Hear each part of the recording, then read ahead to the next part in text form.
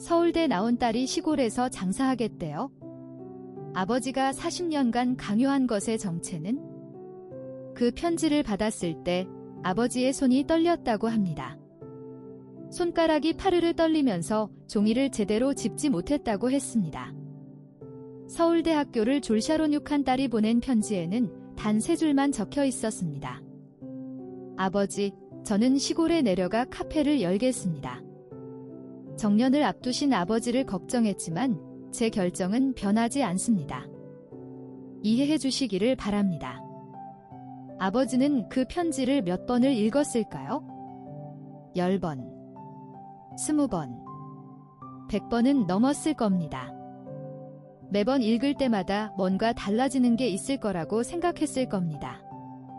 하지만 글은 변하지 않았습니다.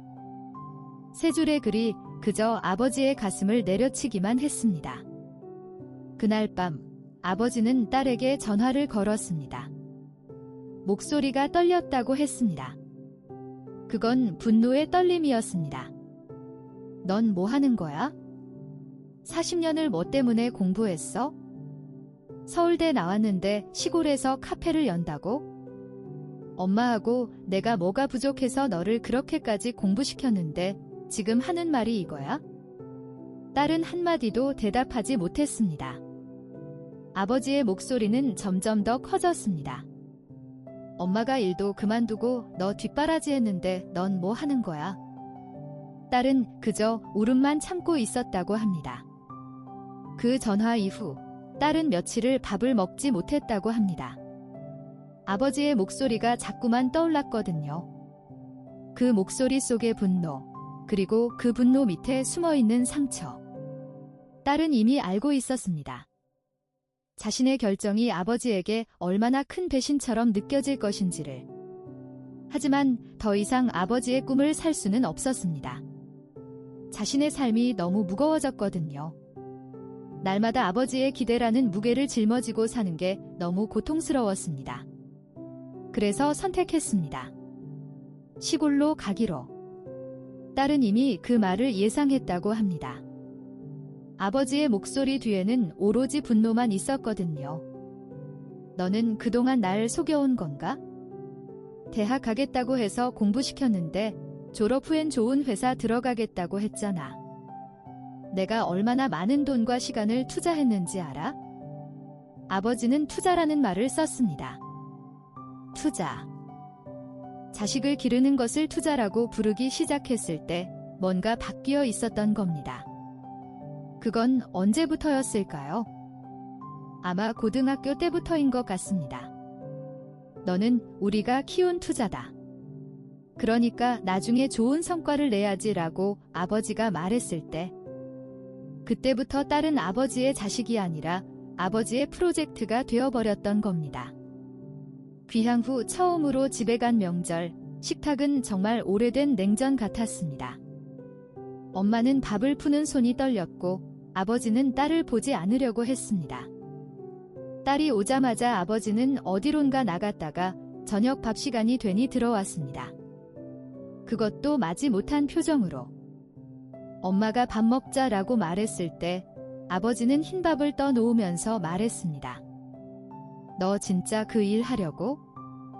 커피나 파는 게 뭐 하는 일이야? 넌 변호사가 될 수도 있었어. 의사가 될 수도 있었는데. 딸이 말했습니다. 아버지, 저는 그런 꿈을 본 적이 없습니다. 아버지의 꿈을 살아주는 거였어요. 아버지는 숟가락을 집어던졌습니다. 그 소리는 식탁에 울려 퍼졌습니다. 내 꿈. 내가 언제 강요했어? 내가 공부하라고 했지 뭘 하라고는 안 했잖아. 다만 좋은 길을 가라고 했을 뿐이야. 아버지는 나갔습니다. 방문을 닫는 소리가 크게 울렸습니다.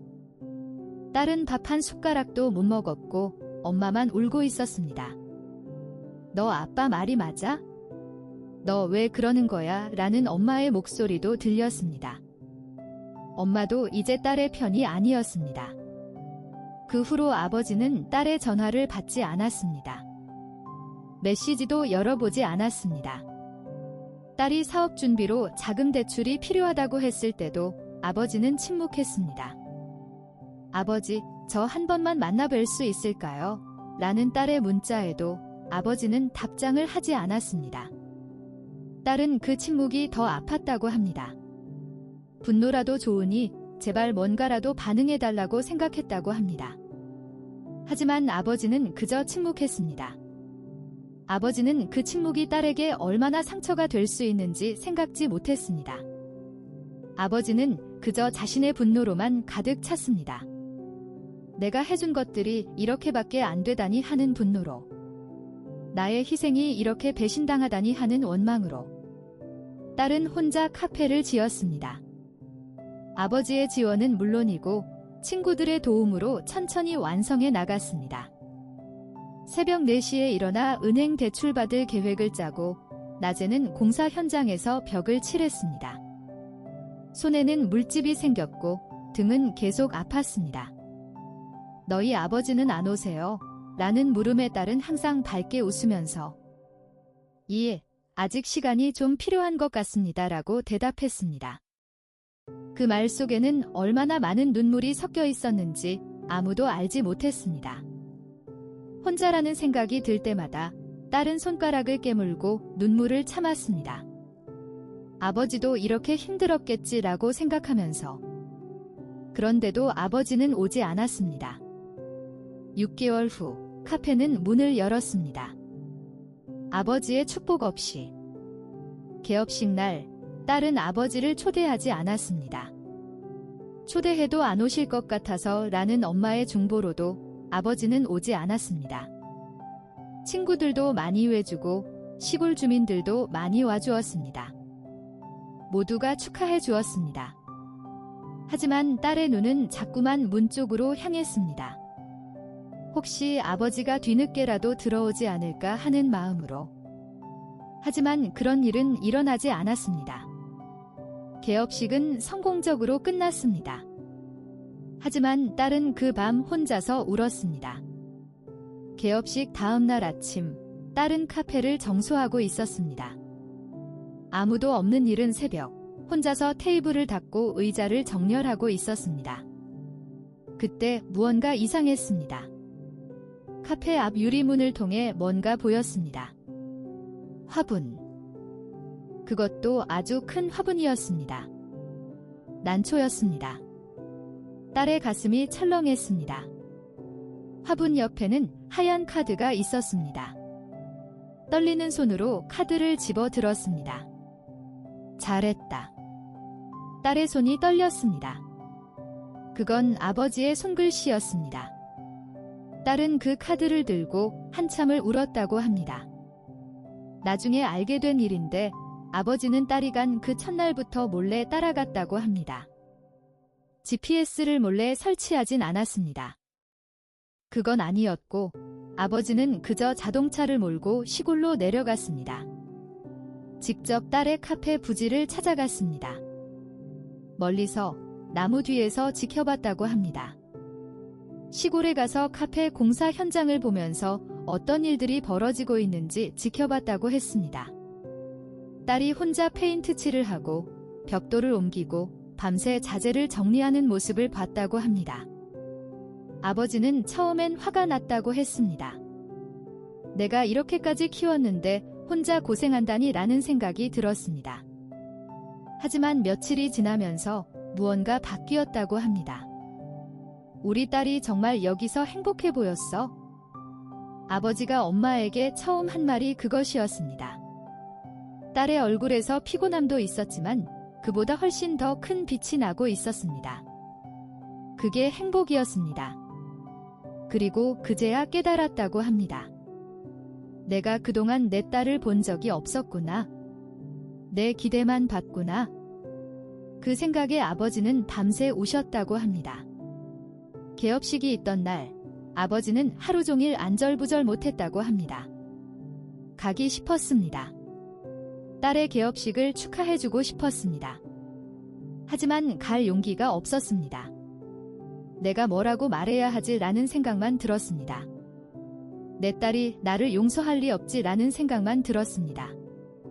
그래서 선택했습니다. 말이 아닌 다른 방법으로 꽃으로 시작하기로 했습니다. 아버지는 꽃집에 갔습니다. 프로라는 게 좋은 꽃인가요? 라고 물었습니다. 응. 프로. 아, 난초를 말씀하는 건가요? 예, 좋은 꽃입니다. 라고 꽃집 아주머니가 말했습니다. 어떤 꽃말이 있나요? 난초는 행복하길 바란다는 뜻입니다. 아버지는 그 난초를 샀습니다. 그리고 무언가를 써야 했습니다. 아버지는 1시간을 고민했다고 합니다. 뭐라고 적어야 할지? 결국 선택했습니다. 가장 짧은 말로. 잘했다. 새벽 5시, 아버지는 그 카페 앞에 섰습니다. 딸이 아직 모르는 사이에 떨리는 손으로 난초를 내려놓았습니다. 카드를 붙였습니다. 그리고 자동차 열쇠를 돌렸습니다. 아버지는 집으로 돌아가면서 한 가지만 생각했습니다. 이제라도 너를 보는 게 다행이야. 개업식 일주일 후 아버지가 카페에 들어섰습니다. 딸은 아버지를 보고 눈물이 났습니다. 아버지는 창가 자리에 앉았고 아무 말도 없이 딸이 직접 만든 커피를 마셨습니다. 아버지라고 딸이 말을 시작했을 때 아버지가 손을 들었습니다. 먼저 미안해. 아버지가 한 첫말이 그것이었습니다. 40년을 강요했고 내 기대를 너에게 짐처럼 놔둔 게 미안하다. 너는 아버지의 도구가 아니었는데 도구처럼 대했다. 정말 미안하다. 아버지는 1시간을 그렇게 앉아만 있었습니다. 맛있습니까? 라고 딸이 물었습니다. 아버지는 지라고만 했습니다. 하지만 그 짧은 한마디에는 그동안의 모든 후회가 녹아 있었습니다. 잠시만, 이 이야기가 어떻게 끝나는지 궁금하시다면 조금만 더 함께 해주세요. 아버지는 매일 그 카페에 갔습니다. 처음엔 1~2시간, 나중엔 하루 종일 앉아 있었습니다. 아버지는 매일 9시에 카페 문을 열기 전부터 기다렸습니다.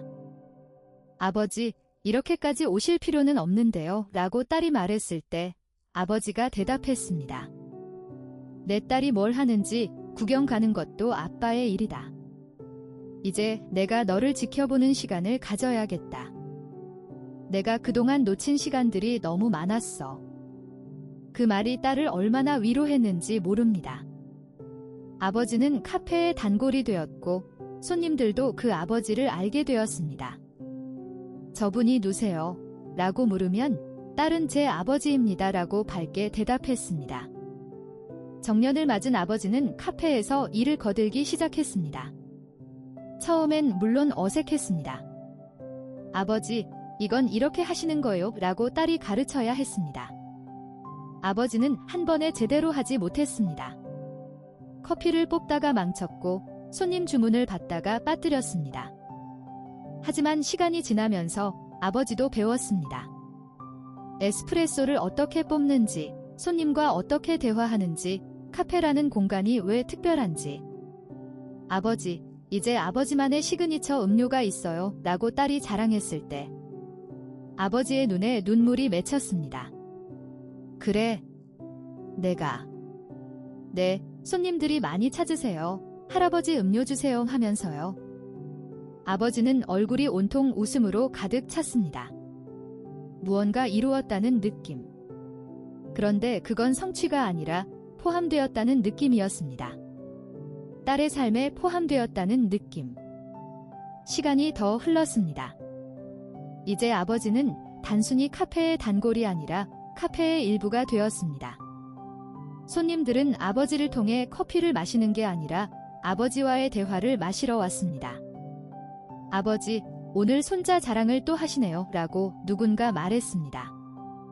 응, 우리 손자 시험을 잘 봤거든. 엄마가 잘했다고 했어. 아버지는 이제 누군가의 기대를 좇지 않습니다. 누군가의 성공을 자신의 성공처럼 여기지 않습니다. 그저 함께 있는 것만으로도 충분합니다. 아버지가 깨달은 것은 딸을 키운다는 게 뭔지였습니다. 그건 좋은 대학 보내는 게 아니라 그 아이가 정말 원하는 길을 함께 가는 것이었습니다. 그건 자식을 내 성공의 도구로 쓰는 게 아니라 자식이 자신의 길을 걸을 때 그 곁에 있어주는 것이었습니다. 아버지는 이제 딸의 성공을 자랑하지 않습니다. 딸의 행복을 자랑합니다. 나는 40년을 강요했는데 넌 단 며칠 만에 용서했네 라고 아버지가 말했을 때 딸은 웃으면서 대답했습니다. 아버지, 저는 아버지를 원망한 적이 한 번도 없었어요. 다만 아버지가 날 보기를 원했을 뿐이에요. 그리고 아버지가 이제 날 보고 계세요. 그것만으로도 충분합니다. 이 이야기가 마음에 남으셨다면 좋아요와 구독으로 응원해주세요. 지금 아버지는 매일 카페에 갑니다. 손님들은 아버지를 카페 사장의 아버지라고 부르지 않습니다. 저분이 아버지고 저 여자분이 딸이래요 라고 말합니다. 아버지는 이제 자기 딸의 이름으로 불리는 것을 자랑스러워합니다. 우리 딸이 한 거야 라고 말합니다. 하지만 단순한 자랑이 아닙니다. 우리 딸이 행복해서 좋아 라고 말합니다. 딸도 마찬가지입니다. 우리 아버지가 도와주셔서 라고 말합니다. 우리 아버지가 이제 함께 계셔서 라고 말합니다. 40년의 강요가 하루아침에 사라지지는 않았지만 그들은 새로운 걸음을 내딛고 있었습니다. 부모와 자식이 비로소 대등한 어른으로 만나는 그런 걸음 말입니다. 아버지는 더 이상 딸을 소유하려고 하지 않습니다. 딸은 더 이상 아버지로부터 도망치지 않습니다. 그들은 이제 같은 방향을 보고 있습니다. 같은 카페의 햇빛이 비치는 곳을. 당신도 비슷한 경험이 있으신가요? 혹은 지금도 비슷한 갈등을 겪고 계신가요? 이 영상의 댓글에서 당신의 이야기를 나눠주세요. 많은 분들이 당신의 말을 기다리고 있습니다. 그리고 혹시 당신이 아버지라면 당신의 자식을 한 번 더 봐주세요. 당신의 기대가 아닌 그 아이 자체를 봐주세요. 그것이 모든 것을 바꿀 수 있습니다. 당신의 구독과 좋아요가 저희에게 큰 힘이 됩니다. 감사합니다.